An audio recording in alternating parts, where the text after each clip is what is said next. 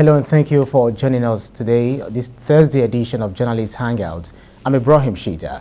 Today on the program, elder statesman Mbazulike Amaechi urges Igbo youth to respect his age and stop wanton killings. Workers locked out as federal government begins no COVID-19 vaccination, no entry policy for civil servants. And later on the show, APC, 10 other political parties contest outcome of Anambra governorship election as court nullifies suit seeking disqualification of Soludo. I'll be hanging out with Babajide Kolade Otutojo and Tunde Abaton. Journalist Hangout starts now.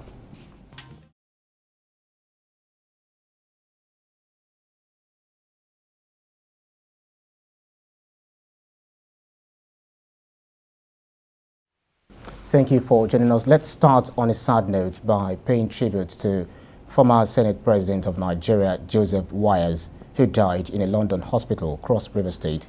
Governor Professor Ben Ayade confirmed the death of Wires, who was Senate President from 1979 to 1983. Biko, welcome to Journalist Hangout today, and Tunde Abaton, welcome so much. Yeah, how did you receive the death of the elder statesman? I was at the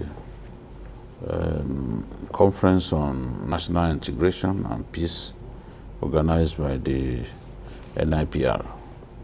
When I checked my phone and saw the story, and I'm like, wow. For a very long time, he had not been on the radar. You know, it was, I would say, one of the fine boys of that era. He was flamboyant, was a ladies' man, and generally he was seen as a very sociable person. But for a long time after the military seized power on December 31, 1983, we didn't really read about Wires and some other prominent politicians of that era. You know, Uba Ahmed, so many of them who are always in the news at that time. It's like they just retreated into their cocoon. You know, but a good man, and Nigerians will miss him. Wow. For the part that he played in making Nigeria a better place. Nigerians will miss him.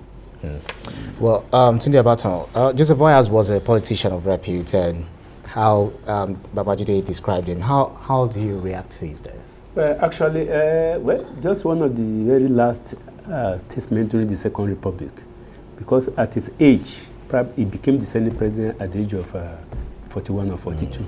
And during that time, you know, those were the time when we had issues. Issues determine what you say in the country. I think he led the Senate that was very vibrant, and a Senate that every Nigerian looked up to as an adequate check on the executive. There was not much rancor. I think the politicians of those days, it's unfortunate they were saying they are far, far, far better than what we have now. Because in the Senate then, issues were discussed. Yes. And you know, the National Assembly was at the Tafa Balewa Square. There are some very powerful politicians in the Senate. The Senate, we have powerful, seasoned politicians in the Senate. And when you see Adesanya, Saraki, this man, Jonathan, you see, they actually discussed issues then, and the Nigerians would be proud to be Nigerians that we had. But unfortunately, I think it was our lack of observance of political rules that led that particular republic to collapse. Because I think that was the last time we had politics of ideology in Nigeria. You know where people belong. It's either you hardly witness a situation whereby people will leave the UPN and go to the MPN. And the parties were quite distinct. People were the five parties. You can ask any secondary school students, and they will tell you that there are five political parties in Nigeria, and they can even tell you their programs. Yes. So you can see that those people, they are much more visionary, unlike today that it is missionaries that we have in government. Well, so to speak. Well, there's a lot we can say about Joseph Wires, but then we'll keep, talking about him when we talk about the history of Nigeria. Let's move to our topic for today. The issue, grey hair, they say, is a reflection of wisdom. As such, when an elder speaks, there is a need to take heed. 92-year-old elder statesman Mbazulike Amaechi has urged Igbo youth to respect his age and stop wanton killings and destruction of property in the southeast. The elder statesman, who was the first Republic Minister of Aviation, made the appeal after a closed-door meeting with Governor David Umahi of Ebonyi State in Abakaliki. PKO, Yoruba proverb would say that an infant's head cannot be haphazardly placed where we have elders. What do you make of this appeal? It's a timely one, and I can only urge the young men in the southeast, whether they are non-gunmen or non-murderers, to listen to this old man. People like Mbazulike do not have many years more to stay with us. It's been a privilege to even live beyond the age of 90 in Nigeria, where we know that life expectancy has gone down. Now, for this old man to be witnessing what he's witnessing today, it has been a matter of concern for him. And when he led the group of Igbo greats, as they were described, to the president 2 weeks ago, he told the president that he had some measure of influence over Ipob, because on a few occasions, that's the man, on a few occasions he had intervened when Nnamdi Kanu tried to organize some form of civil disobedience. He stepped in, and Nnamdi Kanu changed his mind. And we can also recall that, because he didn't mention specifics, but we could recall that many of us were apprehensive about the governorship election in Anambra State, because, again, Ipob instituted or came up with the idea of civil disobedience to coincide with the period of the election. We were all apprehensive. How would this thing go? Would there be an election? A cleric even went as far as predicting that there will be no election. But at the last minute, almost at the last minute, Ipob was prevailed upon to withdraw that order. And it did what looked like the unthinkable. When in withdrawing that order, it appealed to Anambrarians to go out en masse and vote.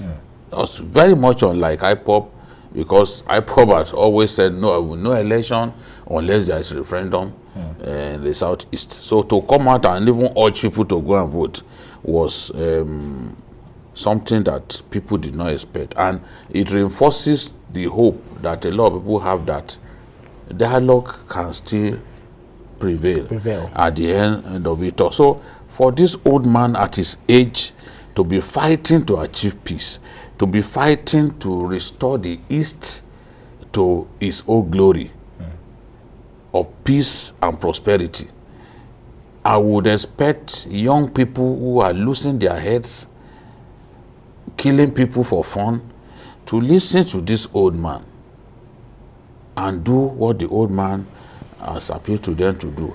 Unfortunately, just as we can see, this is no longer strictly an Ipob affair, because all kinds of groups, cultists, they've now taken over. It's more or less like what happened with EndSARS.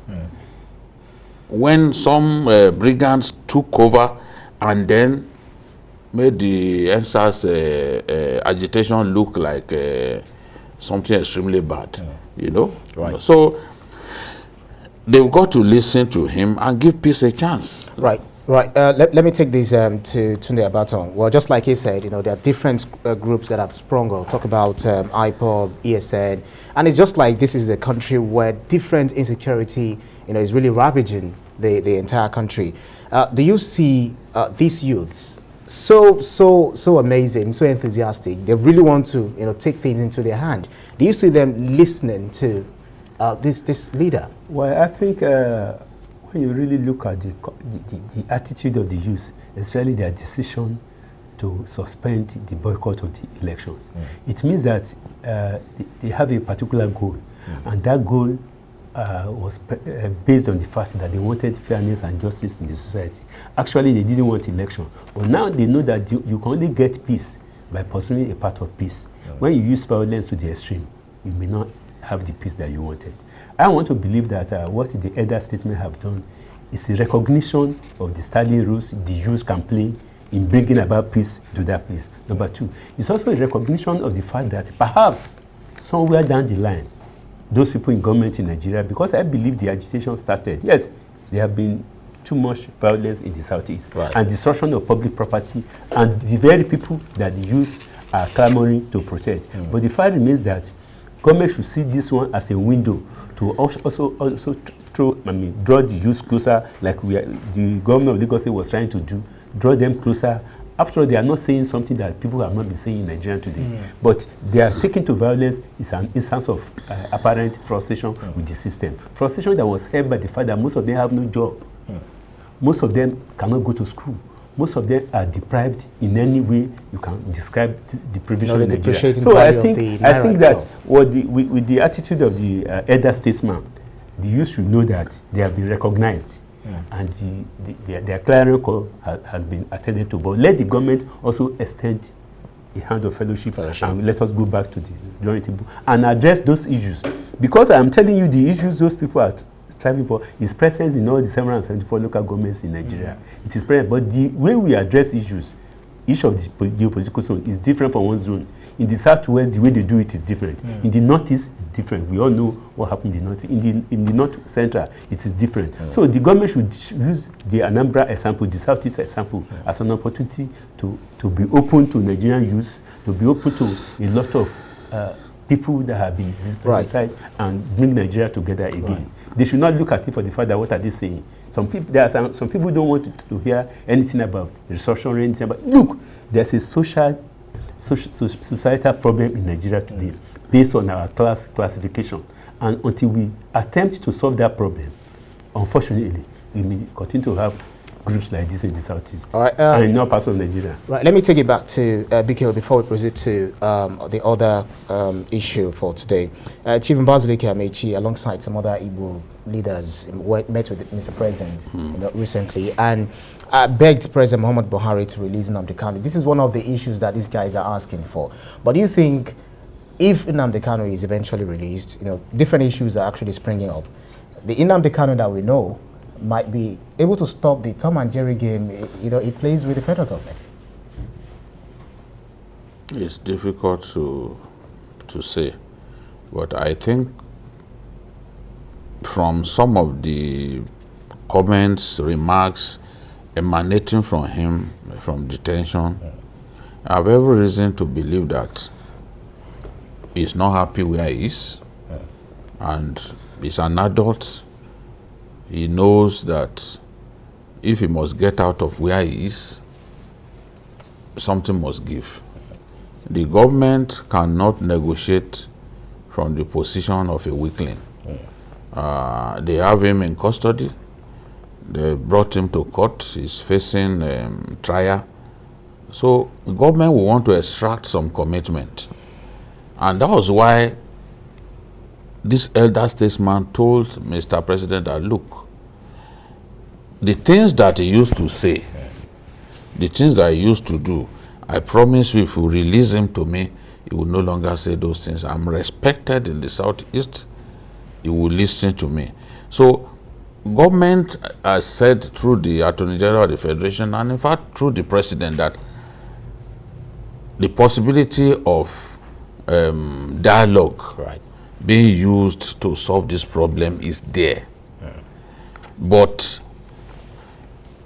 the President also said he does not like to get involved in the work of the judiciary. Of course, that's a political statement that he made. If he wants to terminate the trial, all it takes is for him to tell the Attorney General to withdraw the charge or enter a nolle prosequi or something. The Attorney General, by law, is permitted to terminate any criminal matter without even explaining why he did it to anyone. It's only the president that is responsible to, and even the president cannot delegate the work, the functions of the Attorney General to anybody. That's how powerful, that's how strategic his position is. So all the president needs to do is, okay, Alami, withdraw that matter so that we can now face peace. And we've done that before in this country. We've told that part before in this country, and we reaped the positive dividends. You know, even I've said before that there was a time that the Niger Delta Avengers were sabotaging Nigerian pipelines all over the place. Not just pipelines, even export terminals. And when you do that to a country, how does the country export? They brought down our capacity, not just our production capacity, but our capacity to export. And if OPEC gives you the quota of 2,200,000 barrels a day, and they reduced it, they caused it to be reduced to 500,000 a day. That is significant. That is, I mean, it amounts to bleeding the economy, a huge hemorrhage on the economy. And we had to talk to them. It wasn't force that we used. We tried force initially, but you know, to do all of those things, you don't need a large army to sabotage pipelines. It could be one or two boys that will do it. So you get there, you find that you can't see anybody. So we had to now talk to those boys. They reached out to them using the VP and the former Minister of State for Petroleum, Kachiku, and the whole thing stopped. I mean, when was the last time that you heard that an export terminal was breached by Niger Delta militants? So sometimes this kind of dialogue can help you achieve what the barrels of the gun can't achieve. So, Tunde Abaton, well, the thing is, some people are really pained with the sit-at-home order. A lot of things that have actually, you know, gone on in the southeast. Some will also say we lost our families. I lost my goods. A lot of things were destroyed. So I need compensation, reparation. Do you see these people? You know, when others embrace dialogue, others will say, no, how do we get compensated? Well, I think the most important thing is that I think in this country we should not just personalize things.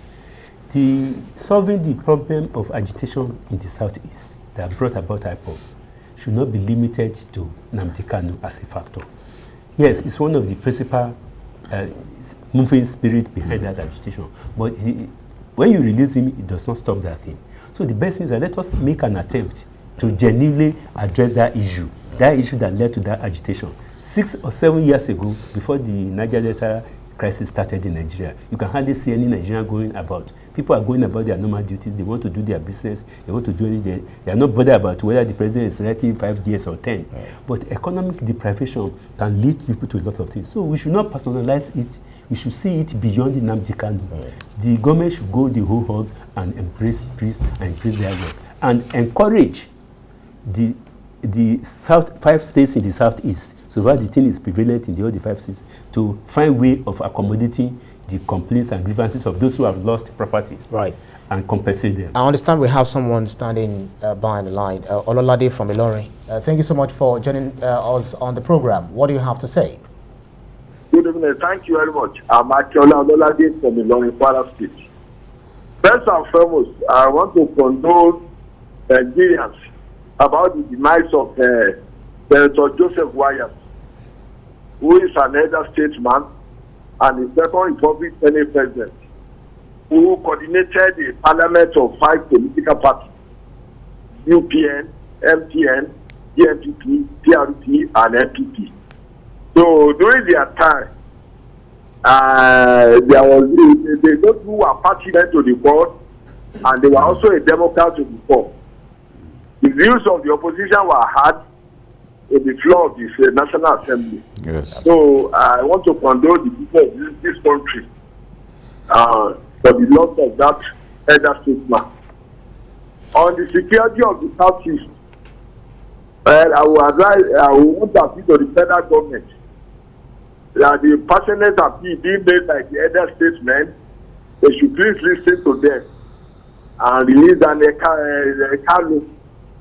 Because what they were witnessing now is what they don't bargain for. That's the other statement.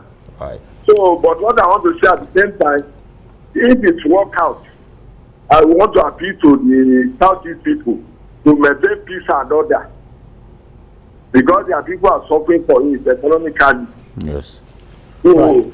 That's my take. Right. Thank you very much, Ololade from Ilorin. Thank you so much for that contribution. Well, it looks like the entire Nigerians are actually bargaining for peace. Yes. And do you see these, in the nearest horizon? Peace is possible, but we must work for it. We must work for it. We will only achieve peace when we work for it. As I said today at the NIPR event, that we have the same ethnicity, that we have the same religion, is not a guarantee that we will live peacefully. Somalia is an example. Somalia is basically 100% Muslim. But you and I know that there is no peace. So they are one people, but no peace. So we have to not take peace lightly. We have to work for it. Either in the northeast, either militarily, we must work for it. And in the southeast too, we must explore all means to achieve peace. Let this old man, the only surviving First Republic minister, not go into his grave full of regrets that he left his region, in chaos. In chaos. That's not how he would want to go. He want to go peacefully and be happy that he left his region in a peaceful state. Well, that's a very much of a good message there from Bamadu Kolaudi studio. You're watching Journalist Hangout. We'll take a break and be back with more for you.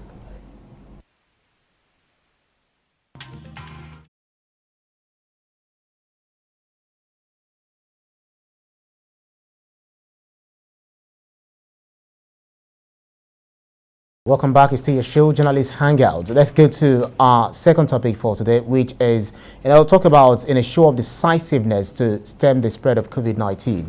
The federal government has commenced enforcement of the vaccine mandate for civil servants in the country. So as the 1st of December deadline given by the federal government lapsed on Wednesday, officials of the Nigerian Police and Nigeria Security and Civil Defense Corps prevented unvaccinated civil servants from accessing their offices at the Federal Secretariat, Abuja. This is coming amidst apprehension over 3 confirmed cases of the new Omicron variant of COVID-19 in the country. Well, this is Nigeria. Let me start with you, Tunde Abaton. This is Nigeria, where a lot of skeptics are out there. At first, we have issue of drumming it into people's ear that COVID-19 is real. Others will say no. But we are still in the midst of this. Now we are having Omicron, and the federal government insists you must get vaccinated. Where are we? Well, I think we have to get something straight, that whoever, irrespective of whoever is in government, we have to respect when government issue a particular directive that will guarantee and save our life. I don't know why Nigerians are like this. Yes, if they ask you to come and get identity card or international passport or voter's card, you may not do that. But when it concerns something that concerns your life, why must you be begged to do that particular thing? Until last week, officers from grade level 01 to 10 were at home at the Federal Capital Territory. They were not allowed asked to come to work. So they have enough time to be vaccinated.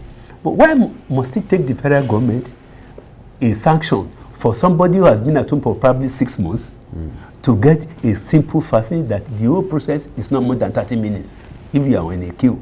And with a lot of health facilities that we have in Abuja, why must it take the government to start sanctioning before civil servants, people that understand between left and right, to get them to do what is needed, what is necessary? After all, when you are hospitalized, you are not going to arrest the president. So I think I am surprised that it is even civil servants that are the culprit in this particular thing. People that have been asked to stay at home because it's only grade level 12 and above that were going to work in Abuja. So probably in the last 6 months, most of them have been at home. You have no excuse not to be vaccinated.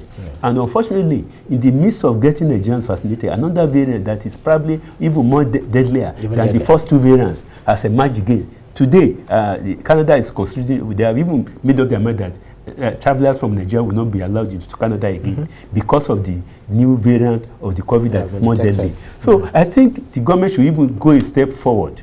All civil servants that refuse to be vaccinated or that refuse to get their vaccination, when they resume, they should be penalized for flouting government order because they have enough time staying at home to do this thing that is so simple. So why must Nigerians find it difficult to do things that will help themselves? That's a question that... Why must Nigerians find it difficult to obey simple things that will help them? BK, well, the vaccine, we are still looking at the efficacy. You know, we have Moderna, we have Pfizer, etc., etc. Now they're saying that Omicron is likely to defy, you know, the genomics of vaccine, the other vaccines that we have around. It's just like catch-22.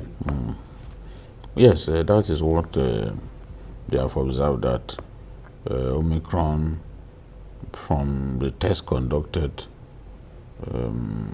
will most likely overpower the vaccine.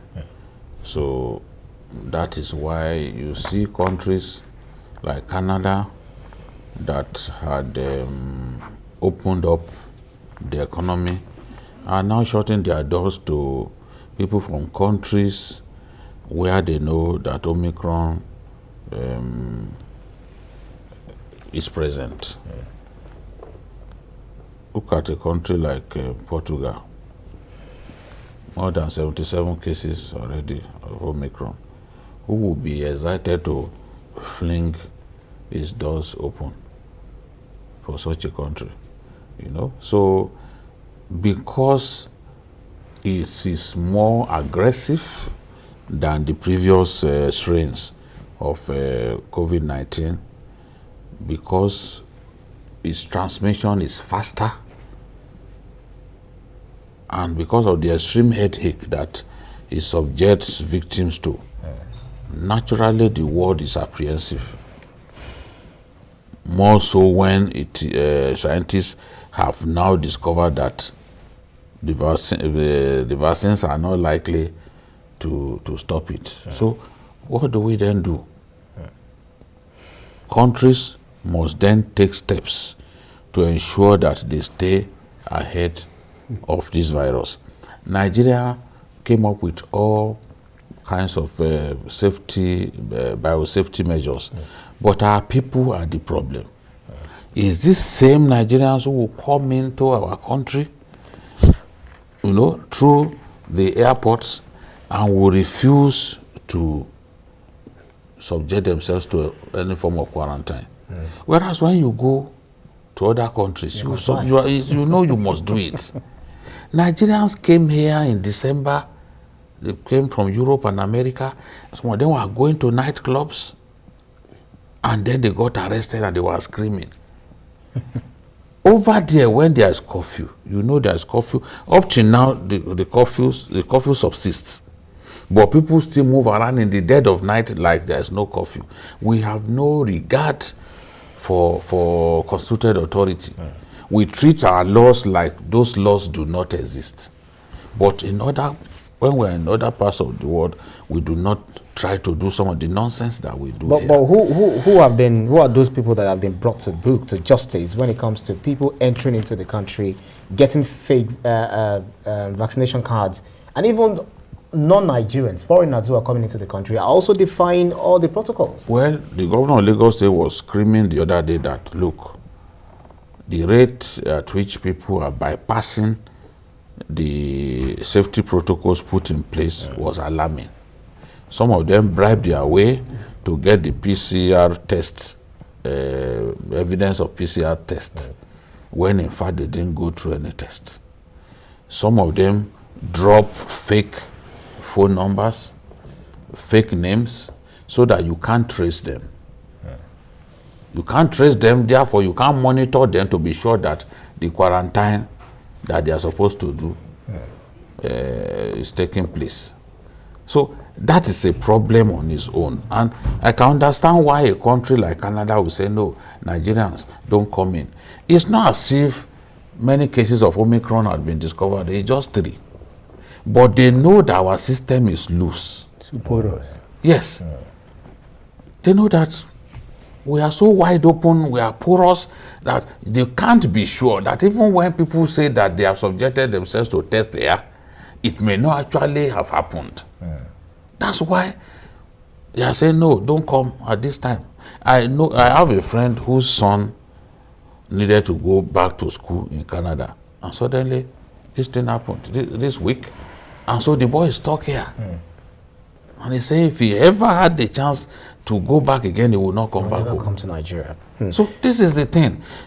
If government says, go ahead and take this vaccine, it's for everyone's good.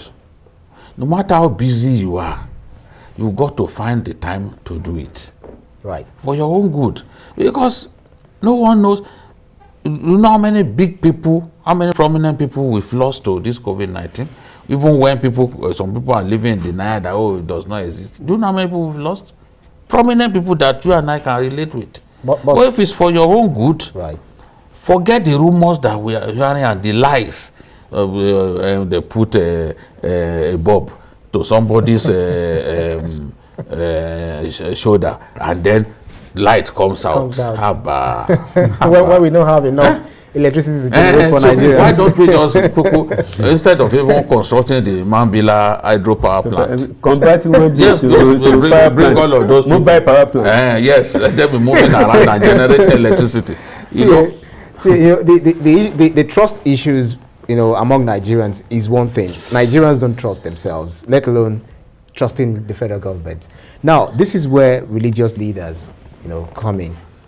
I have some family members who are saying, I will never take this thing. Last week, I got a call from one of them that I'm getting my second dose. I said, oh, wow, because the person works, in a government agency. So what role do you think the religious leaders should play in ensuring that this is not 666?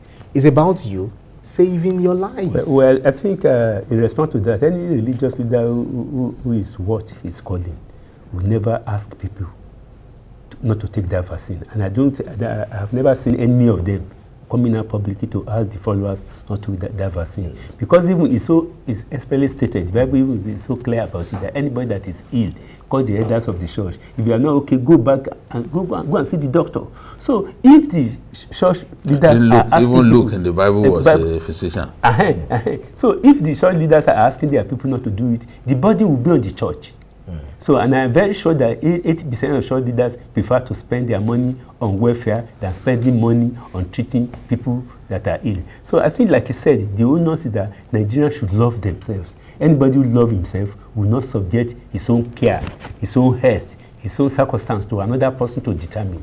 When you fall sick, yes, you can say health is free, but who bears the burden first? It is you. If anything happens to you before it gets to government, it will affect you, affect your wife, affect your children, affect your family. So why can't people love themselves first? Yes. Let people, if you love yourself, you will not entrust your health and some other things to other people to determine for you. Because by the time you are quarantined, by the time you are restricted to a particular place, you have no control over your life. But in a situation where someone will analyze with you that, we've not recorded up to 30,000 deaths in this country compared to Western countries where they have 300,000. Must we wait to have an epidemic before? No, some will say our climate is, is COVID compliant. Well, it is not reasonable. Nobody has ever come out to prove that scientifically. It has never been proved scientifically. What of all those people of means that have died, the billionaires who have died in this country, who have all the money, all what it takes to get the best attention, and yes, they die. So does it mean that they don't know what they are doing? My own concern also is that even these people are endangering those who take the safety protocols lightly. They are endangering the lives of other people. Just a moment. We have John from Warri who is trying to contribute to the program. John, the ball is in your court. All right. Good evening, Babajide and Co. Good evening. Yes, my condolences to the Wires family. I want to appreciate Babajide and the rest of journalists Hangout. We thank God for your life. Let me just contribution on the issue of vaccination. I think let's go two ways. The government and the church. I don't think anyone wants to die. I equally think the government is relaxing too early. We need to convince people that the vaccine is safe. The government needs to launch campaign and convince people that the vaccine is safe, because a lot of people are skeptical. Now let me shock you. Some of our families from US, from Canada, they are even the ones calling us at home, don't take, because they are saying, I don't know what is really going on. I'm also in the ministry. The truth is that the vaccine is safe. Although there could be some things we don't understand, but the vaccine is safe. So the government should come out and make sure they convince people. And then for the part of the church should be able to make people understand that Christianity has nothing to do with genetic traits. Anyone who knows Christ personally, and so it has nothing to do with CCC. CCC has nothing to do with with the vaccine. So the pastors should also make their neighbors to know that. All right, John. John, thank you. Your point is made. Thank you very kindly for your contribution. Biko, before we go to the next topic, so what would you have to say? Because a lot of people really need to get vaccinated. I know you've got vaccinated. I got vaccinated. Even when I got vaccinated, people are saying, hey, you've taken that thing. I said, look at me, I'm fine, I'm okay. I got my second dose about 6 months ago. 6 months ago. That's it. You know, when I got my first dose, I'm yet to get the second dose. When I got that first dose, people told me, look, you are going to fall sick. And I felt okay, like nothing at that point. It was the next day that I felt a little headache, and that was it. So I want to encourage people to get vaccinated. I know now that having been stopped from accessing their offices, because when government issued this directive, although I would normally prefer that you do not enforce it, that you employ persuasion. Even community health activists, they always advise that you don't make it compulsory. Just appeal to people, let the enlightenment be sustained to the point that more and more people will be interested. They know the value of it and all that. But a situation in which government said you will not be allowed to access public buildings from December 1, and they said this thing a long time ago. People felt, look, well, they are not going to enforce it. They just ignored the directive. Now, you can't enter your offices. You can't enter your offices. One wing of the Federal Civil Service in Abuja had this thing enforced. That's the office of the head of civil service. Who knows where they are going next? It could be the office of the Secretary of the Government of the Federation and other prominent people. So another prominent. I think it's in the best interest of the people to take it, because at a point it might come with monetary implications that you have to pay before you get a job. Isn't that possible? I don't know. In any case, we are relying. We've only been able to do just about 6 million. Get about 6 million people vaccinated. Which is 200 million. In the country 100 million. Because I don't agree that we're up to 200 million. Right, it's still very low. Let's be we need to buckle up and get more people vaccinated. Some countries have achieved more than 60% vaccination of their population. Yep. So we need to do much better. Right, Biko. Let's go to our last issue for today, which is politics. For the governor-elect of Anambra State, Professor Charles Chukwuma Soludo, and his party, the All Progressives Grand Alliance, it's not yet Uhuru regarding their victory at the polls. 11 political parties that participated in the state governorship election have filed petitions challenging the outcome. According to the secretary of the 2021 Anambra Governorship Election Petitions Tribunal, Surajo. So the parties challenging the outcome include the All Progressives Congress, the Action Democratic Party, and the Accord Party.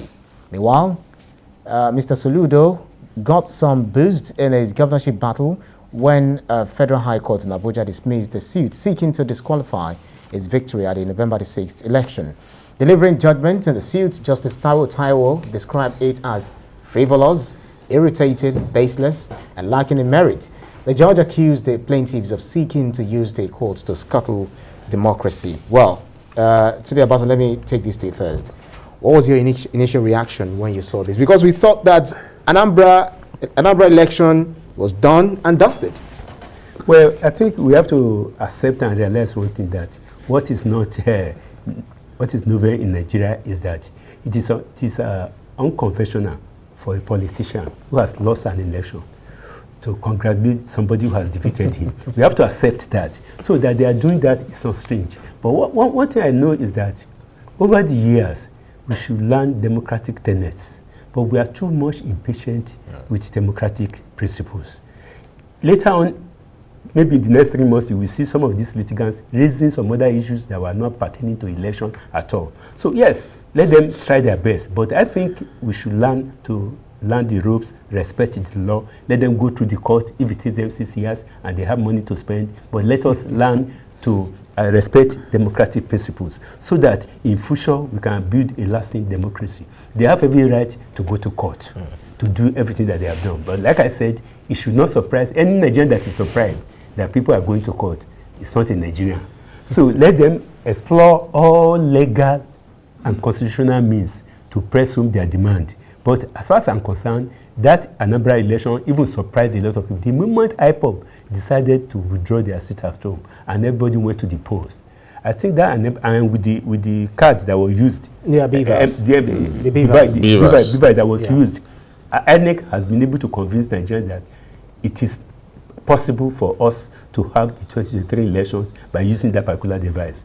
It also means that they have the capacity to give us free and fair election in 2023 by what they have done in Anambra. And that if people are reined in, they can follow the process. So I would, by international observers, local observers, I will give the Anambra election 60% pass mark. Makes sense.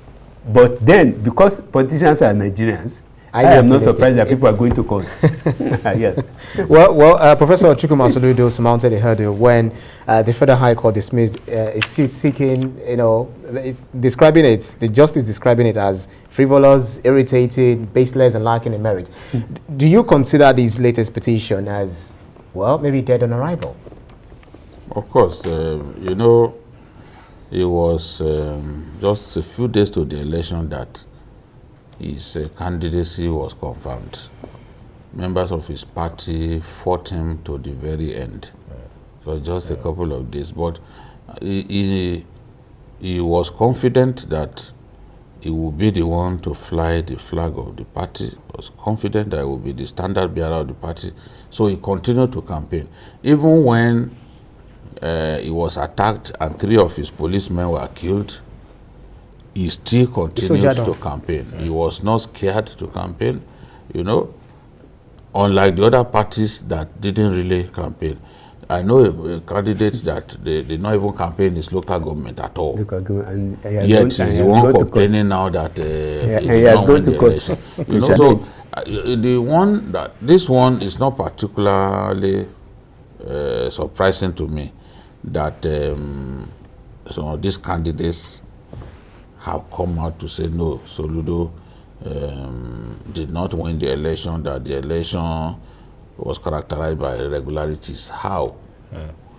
The ADP, the candidate, Afam Ezeoke, is saying that the Beavers was not known to the Electoral Act.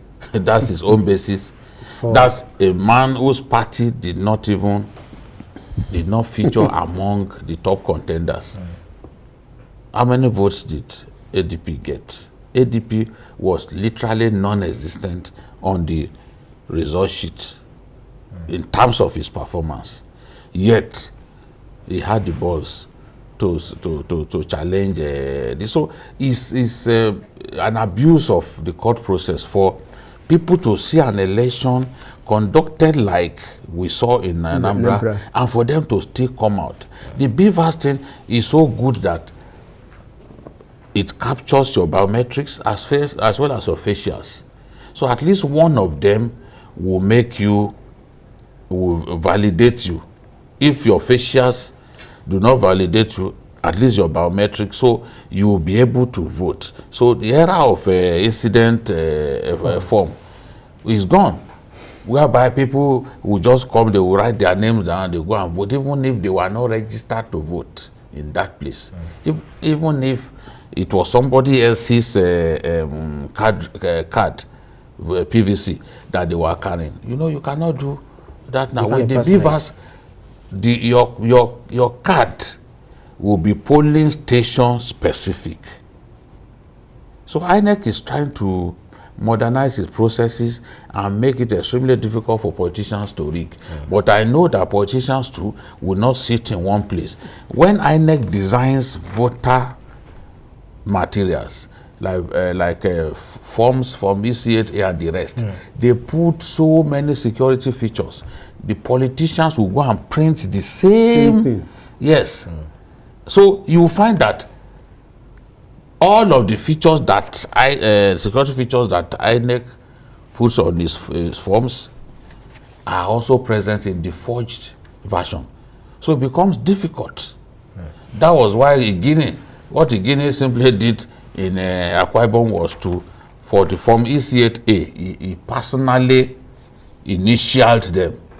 So anyone without his initials, because he knew that politicians would come up with those forms and even fill fake results into there. So anyone without his initials, he was sure that it was not distributed by INEC.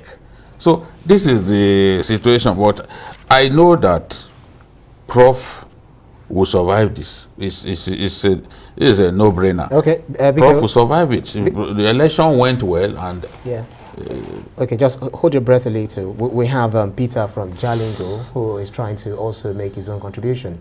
Peter, you have the floor. Journalist Hangout. Yeah, Peter. So, the birthday. Oh no. The birthday, gives you congratulations. Thank you, Peter. Yeah, we said that next year, your award will get a 50. so from different angles. Even we are in Jalingo, we will give this award by next year. By God's grace. Thanks. All right, Peter. Yeah, I didn't want that. Thanks. So, my take is about this Anambra election. I was very surprised. So, I would have been surprised if Ngige happens to be in the same stage with Andy Yoruba, because Ngige for Anambra State, and he's a good politician, so I know what's on ground. He knows that Andy Yoruba cannot win governorship election in Anambra State. Apart from Soludo aside, apart from the PDP candidate aside, then you keep order, remove their destiny, and ask Anambra people to vote. I'm telling you, Andy Yoruba will not win. Yes. For Anambra State, you see, when Andy Yoruba, even local government check out. You see, so, and I'm surprised that he's going to court, and maybe he's hoping for what happened in Imo State to happen in Anambra State. I believe that's the angle he was looking to. But, all right. I believe he will fail. All right. Number 4 to number 1. all right, Peter. Thank you so much for your contribution. Thunder does not strike in the same spot. In the same spot. Because even the PDP that came second, they refused to challenge the outcome of the election. In fact, the candidate congratulated Soludo. Then Peter Obi, who should be angry that he made Abga strong in that state and brought even the incumbent governor. Yes. But they fought him, he left the party for them. He still congratulated Soludo after Soludo defeated his candidate. So somebody who now came third, 57th, is now the one. Never say never, BQ. Never say never. Well, one of the most striking developments in that election was the new technology you know, the bimodal voter registration accreditation system, BVAS. Do you see, what implication do you think this will have for INEC, if anything? Because this is, you really can't tell what you might bring. I think with the success we have in Anambra, and INEC has enough time between now and the next 16 months to perfect the use of that bimodal in all states of Nigeria when there will be election simultaneously in all parts of Nigeria. Yes, you may say that Anambra is isolated, but I think if enough staff, it will now depend on logistics. If INEC can get its logistics right, it has shown that the rate of success of this bimodal is much more better than the other system that we used. So they have enough time, 16 months to now, before we have the next election, to put their house in order and make sure that the logistics, because at times when electoral officials fail to show up until 9 o'clock, you cannot begin to use that thing.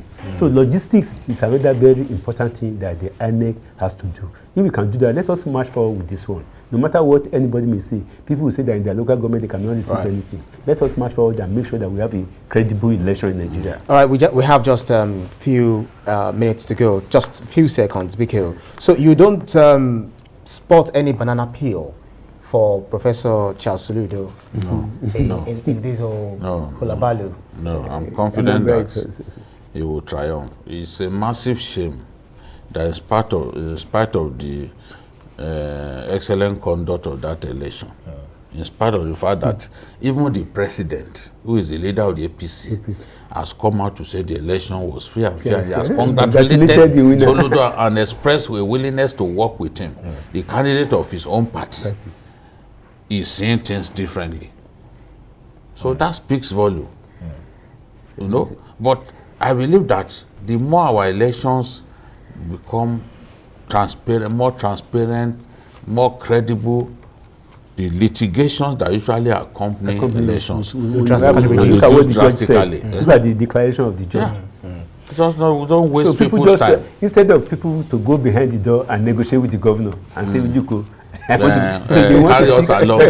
they want to seek recognition by going to court. We are your boys. BKO, let's say congratulations once again to the feat, the awards. They're always coming in, and then the doors are open for them. Congratulations for your baptism of fire on Journalist Hangout today. It's your first time on the show. Absolutely. And hopefully it won't be your last. Amen. Amen. Congratulations again as anchor of Issues with Jide for the award that we won in less than 1 year of running that program on YouTube. Thank you very kindly, BKO. It's always a privilege for me to always be on set with you. Well, that's all on Journalist Hangout today. Join us tomorrow for another episode of the program. You can watch the repeat broadcast of this episode tonight at 11 p.m. Don't forget to join us on Sunday from 1:30 to 3:30 p.m. for Journalist Hangout on Sunday. We're also on YouTube at youtube.com/TVC News Nigeria. I'm Ibrahim Shita. Bye for now, and God bless Nigeria.